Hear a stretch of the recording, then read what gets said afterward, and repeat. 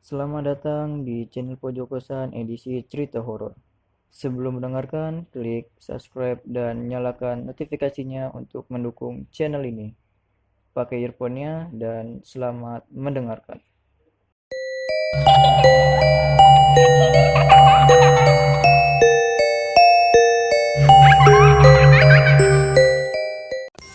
Ya, kenalin nama gue Afif, gue mahasiswa UNJ semester 4.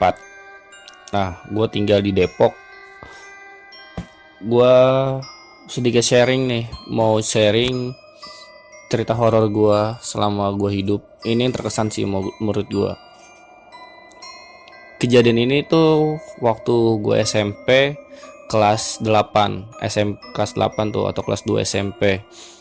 Saat itu hari Rabu, gue lagi latihan pramuka, persiapan untuk lomba pramuka di salah satu universitas yang ada di Jakarta. Nah, gue lagi latihan di jam 10 pagi, ambil waktu di spend pelajaran tuh. Di saat semua belajar, kita semua anak pramuka latihan. Nah, kita tuh latihan di depan gedung kelas 7.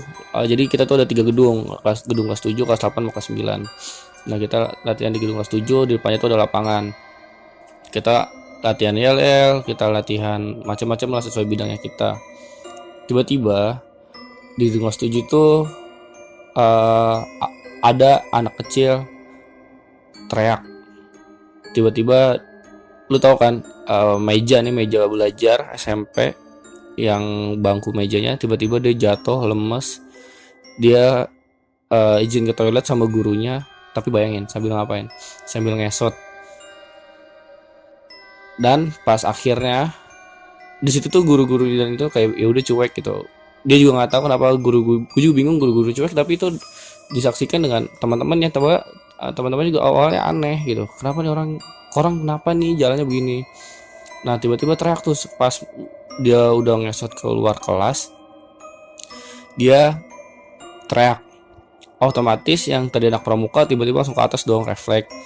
Termasuk gue ke atas, set, gotong anak ini mau gotong anak ini ke UKS. Cewek, kurang lebih tingginya ya anak SMP, nggak tinggi-tinggi banget lah, 150-an, tapi nggak terlalu gemuk ya, kurang lebih 150-an, tapi berat badan tuh sampai ya nggak sampai 60, nggak sampai 50 lah, nggak berat. Tapi bayangin itu tuh diangkat sampai 15 orang. 15 orang itu juga masih keberatan. Nah, gue megang bagian kepala. Seharusnya kepala itu gue bisa megang sendiri lah ya, tapi malah ini dipegang sampai 5 orang kepala doang, saking beratnya. Kaki yang bisa dipegang 1 orang atau 2 orang, ini bisa dipegang sampai 5 orang, 5 orangan, saking beratnya. Badan juga itu berat banget sumpah. Bawa ke KS lah. Ini anak berontak, teriak-teriak, nangis-nangis, set. Ternyata gak lama dia kesurupan, set. Terus setelah gue balik nih, gue keluar dari UKS, tangan gue itu membentuk siku-siku, kayak minta sesuatu gitu loh. Nah, gue punya salah satu sahabat gue tuh bilang gini, yang ikut latihan pramuka gue, Pip, dia ngasih peringatan gini, Pip, jangan macem-macem ya, jangan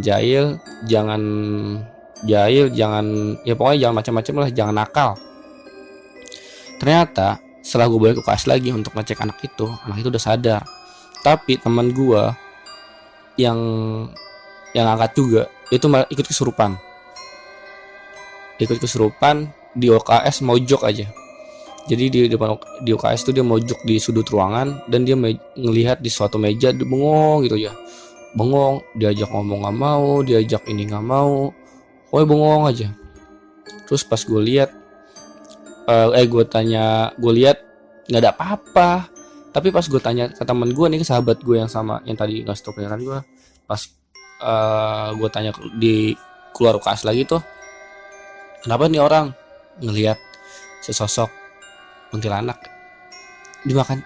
Bayangin aja, dia yang teman gue yang surupan ini gak mau makan apapun, makan cabai juga, misal kayak dimuntahin lagi, kayak ada konon ya orang surupan makan cabai, di ituin lagi kan, di ituin apa, aku bisa keluar lah gitu, tapi ini enggak. Dan akhirnya surupan sampai jam 2 sore 3 sore. Dan gue pas keluar ruangan, tangan gue tuh sampai pulang sekolah sampai jam 12, sampai jam 12 tangan gue nggak balik, sampai gue tuh makan pakai tangan kiri. Nah, setelah jam 1 gue di rukiah lah sama salah satu guru gue. Ternyata ada salah satu sosok gede yang duduk di tangan gue, dan itu tuh membuat gue apa ya, merinding gitu. Di situ tuh apa ya, anjir, gue kayak ngebantuin orang tapi orang malah nular gitu. Dan di situ tuh gue kayak yakin bahwa makhluk dunia lain itu ada gitu, cuma dia mempunyai suatu tujuan. Tapi yang habis gue pikir, ini anak kenapa kok bisa tiba-tiba jatuh, gue nggak tahu nih orang ngapain. Nah, gue kasih pesan nih ke teman-teman nih semua, kalau kalian suatu saat nanti menemukan kasus yang sama seperti ini, jangan takut, kita ikut bantu.